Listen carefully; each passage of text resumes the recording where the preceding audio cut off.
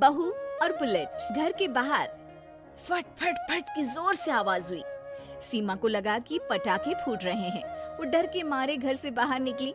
देखा तो सामने योगेश यानी कि पतिदेव एक बुलेट बाइक पर बैठे हैं। अरे डर गई क्या? बाइक लेकर आया हूँ तुम्हें घुमाने के लिए। सच में? मुझे लगा पटाखे फूट रहे हैं। अरे पटाखे भी फूटेंगे और मिठाई भी बटेगी। माँ को तो बुलाओ। माँ भी बाहर आ जाती है। अरे योगेश बेटा, इतनी जल्दी आ गया? और ये गाड़ी किसकी है? साहब की है? हाँ माँ, तुम्हारा बेटा साहब से कम है क्या? मेरी है। अरे बेटा, इतनी बड़ी गाड़ी ले ली, इससे तो तू घोड़ा ही ले लेता। महंगी पड़ी होगी ना? माँ महंगी सस्ती छोड़ो और मिठाई लाया हूँ, गांव में बंटवा दो।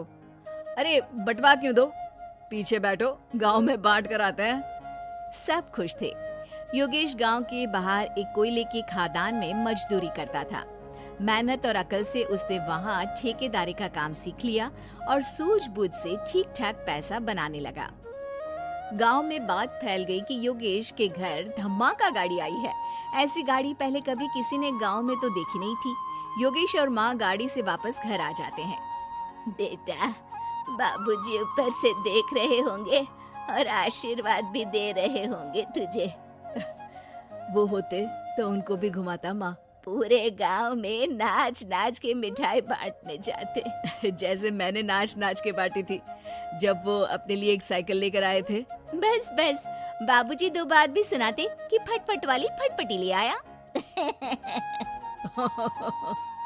सीमा आगे कहती है, अपने लिए तो ये गाड़ी ले आए और मेरे लिए? अरे ये गाड़ी तुम्हारे लिए ही तो है। पक्का मेरे लिए है? अरे पक्का तुम्हारे लिए है। अगली सुबह जब योगेश सो रहा होता है तो उसे बाहर से गाड़ी की आवाज आती है। वो घबरा कर चिल्लाता है, चोर चोर, मेरी गाड़ी ले जा रहा है, चोर चोर। माँ भी जागती है और योगेश के साथ दरवाजे की तरफ भागती है। जैसे ही दोनों बाहर निकलते हैं तो देखते हैं कि सीमा गाड़ी चला रही है। अरे बहू, नाक कटवाओगी क्या? ये क्या कर रही हो? अरे गिर जाओगी, ये क्या कर रही हो तुम? सीमा गाड़ी को रोक कर कहती है, सारे गांव में घुमा लाई, कहीं नहीं गिरी। क्या? सारे गांव में घुमा लाई? अरे लोग क्या कहेंगे बहू? सोचा क्या एक बार? यही कहेंगे कि कितनी अच्छी गाड़ी है। अरे तुम्हारे बारे में। हाँ, कहेंगे ना कि देखो कितनी अच्छी गाड़ी पर बैठी है। बहू गाड़ी रखकर योगेश और सासू माँ के पास जाती है। तुमने कब गाड़ी चलाना सीखा? हमारे बाबूजी के पास पुरानी स्कूटर थी, सीख ली। फिर स्कूल में एक मास्टर जी भी ऐसी ही गाड़ी लेकर आते थे, उन्होंने सिखा दी। हाँ, स्कूल के मास्टर आजकल यही सब तो सिखा रहे हैं। पढ़ाई का कुछ सिखाते तो कुछ भला होता। अरे बहू, अब गाड़ी मत चलाना। हमारे परिवार में कभी किसी औरत ने पीछे से आगे की सीट पे आने की हिम्मत नहीं की है। तुम भी मत करना, समझी? जी समझ गई माँ जी। सीमा सास की बात सुनकर चुपचाप रसोई में जाकर उदास होकर खाना पकाने लगी है। सास सुबह सुबह मंदिर से पूजा करके लौट रही होती है। तभी उसे दो औरतें रोक लेती हैं और कहती हैं, अरे बहू को थोड़े अच्छे लक्षण भी सिखा दो। गाड़ी चलाने निकली थी, गांव की मर्यादा का कोई ख्याल नहीं है। वही तो। अरे पैसे आने लगे हैं तो क्या मतलब कि किसी रीति रिवाज को नहीं मानोगे? अरे समाज में रहना है तो समाज के ढंग से ही रहना पड़ता है। अरे लाज भी नहीं आई बहू को? चूल्हे चौके से निकलकर सीधे गाड़ी लेकर चौराहे चबूतरे नाप लिए, फट फट फट करते हुए। अरे कुछ कह देना उसे। अरे ये क्या कहेगी? बूढ़ी सास है, इनकी थोड़ी ना चलती होगी घर में। हाँ, बहू की ही चलती होगी, मर्जी भी और गाड़ी भी।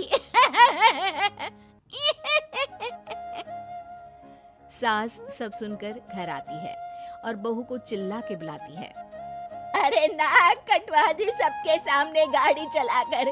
औरत जात गाड़ी नहीं चलाती।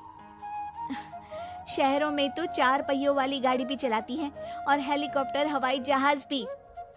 शहर में थोड़ी ना रहती हो मैडम साहिबा। आज के बाद गाड़ी से ही नहीं, यूं भी निकलना बंद तुम्हारा घर से। माँ सही कह रही है। कहीं भी जाना हो तो मुझे बता देना, मैं लेकर चलूंगा।